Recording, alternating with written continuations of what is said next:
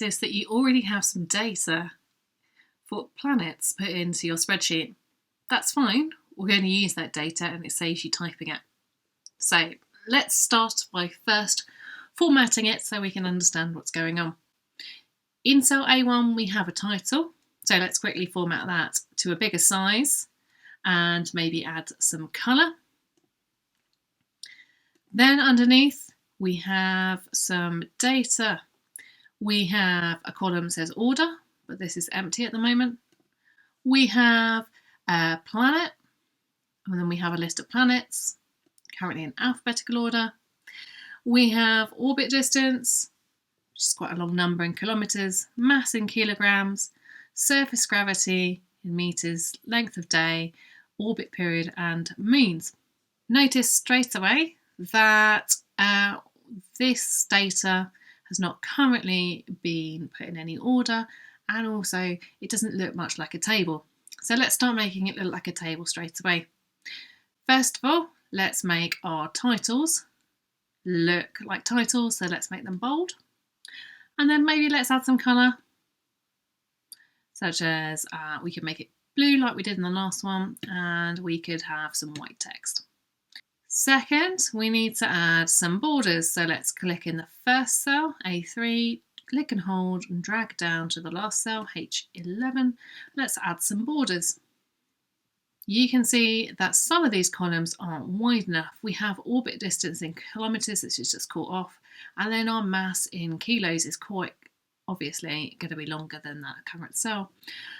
What we need to do is we need to change the width of these cells. So let's go up to the bit between C and D, and if we hover over the line between the two of them, you will see that my cursor changes into a left and right arrow. If I double click now, it will automatically jump to the right width. So let's do that again between D and E. Hover on the line between D and E, see the cursor's changed, and then double click. And you will see that this has particularly jumped out. Do the same for the other columns. You will notice that moons has shrunk, and so has planet as well. But order hasn't when we've done that. It has got bigger because in column A we have the title of comparing planets. So if you want to make it smaller yourself, instead of double clicking, you can click, hold and drag to make it smaller again. The title here looks a bit strange now because it's got some lines through it and things like that. So what we can do is we can click in cell A1, scroll until cell H1 while holding down, and we can choose the merge cells button at the top here. This will then make one big cell at the top for our title. It just looks a bit neater. The next thing we need to do is put the planets in order from their distance from the sun. Now we have an orbit distance here which can kind of help us do this, because the further a planet is away from the sun, the longer the distance is of its orbit. Orbit is the path it takes to go around the sun. So to help us, we need to sort the data. Rather than doing it manually, we're going to get the computer to do it. So I would like you to click in cell A3, hold your mouse and then scroll down to H11. Let go and that will have highlighted your whole table. If we go up to the data menu in the toolbar here, we have a couple of options for sorting. First of all, we've got sorting the sheet, which would sort absolutely everything on the sheet and not what we need. And we have sort range. A range means a selection of cells like the ones that we have picked. It has got some options of sort range by column A, sort range by column A, Z to A, but we don't want these two in particular. We're going to choose the advanced range sorting options because we need something a little bit better. What we're going to do is we're going to tick the data has a header row button here and watch what happens to this sort by column A when I do that.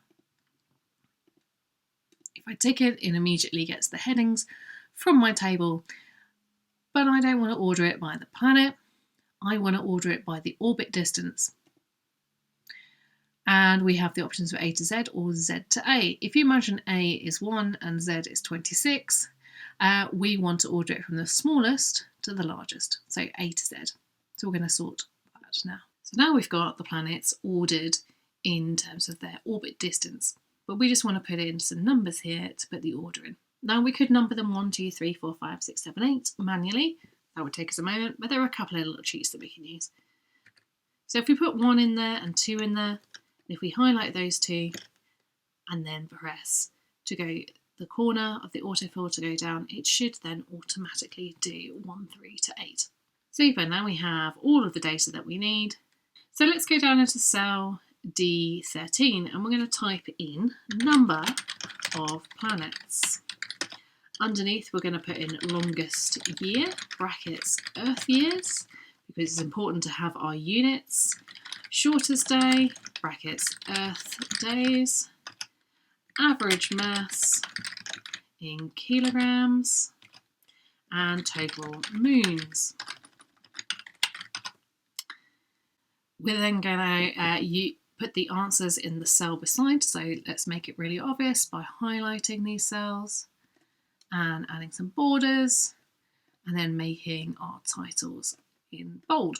Now, number of planets. Well, we know that there's 8 planets. We could do that. But let's imagine that we're looking at a spreadsheet of many more planets. And there's like billions of planets in there. Okay, we don't want to have to count them ourselves. So spreadsheets have a little handy way of doing it for us with a function. So let's head up to the top corner. If you've got the 3 dots, that's fine. Click on that. If you've not got the functions button, let's find that. So rather than using sum, what we're going to do is we're going to use count on this occasion. Now it's going to be waiting for us to tell it what to count. What we're going to do is we're going to count where we're going to highlight this from cell A4 all the way down to cell A11. We're going to press enter and it will have suggested to autofill, but we're going to say no because we don't want to do count for all of them. And we're going to say number of planets is 8 because it's done equals count brackets A4 to A11. That colon there meaning between A4 and A11. We want to this time calculate the longest year in Earth years. So we have got an orbit period or a year in Earth years here. Neptune has got the longest and we can see that Mercury's got the shortest. So again, we could just type it in. However, let's imagine that we've got way more planets than this and let's get the computer to do it for us. So we're going to click in cell E14 for the longest year. We're going to head up to our functions button. I'm going to choose max. Now it's going to ask us which data bits we want to use. We're going to look for the longest year. So I'm going to highlight from cell G4 down to G11 and we're going to press enter. Now we're going to do the shortest day. So surprise, surprise, we're going back up to the functions and we're going to choose min, being smallest. And we're going to do it for the length of the day. So we're going to do it with column F. So F4 to F11, press enter. We're going to work out the average mass in kilos. So again, we're going to end up to the functions button here. We're going to choose average. And it's going to ask us which cells do we want to calculate the average from. This is the mean average. So it's going to go from cells D4 down to D11. I'm going to press enter and it will give us an average. And then we've got total moons. So just like before, we're going to use our sum. So we're up to the functions, choose sum, and then highlight the cells that we want to add up together to total. So there we have. So we should have the answers of 8, 164.791, 0.414, this very long number of average mass, and total means of 223. The final thing that we're going to do is to just add a chart or a graph to make our table look a little bit more exciting, because at the moment it's all just numbers, which is fair enough, but we can visualize data by using charts. You might think, oh, well, I could just highlight the data that I want to do and make a chart, but we want it to make it just for specific pieces of data. So what we're going to do is we're going to highlight or select cells from B3 down to B11. And then what I want you to do is hold down the control key if you're on a Windows computer in the classroom, or if you're at home on a Mac, you're going to hold down the command key. And then you're going to go to the moon cell, which is H3, click, hold and drag. This is all while holding down the control key, or if you're on that Mac, command key, so that you can highlight 2 columns independently. You can now let go of that key. and you're going to find the chart button in the toolbar, which is here, or if you prefer, you can use insert and you can use chart here. At the side of the screen, the chart editor will come up, and it will also have dropped a graph right in the middle of your screen. And you can see that it's plotted the planets at the bottom and the number of moons up the side, which is perfect and how we want to do. Stick with a column chart rather than any other kind of chart because it is comparing, okay, rather than showing proportion. You can customize it in here if you particularly want to, but I'm going to just close the chart editor and I'm going to rearrange where my graph is. So by clicking on my graph, I can select it. I can then just move it by clicking and dragging.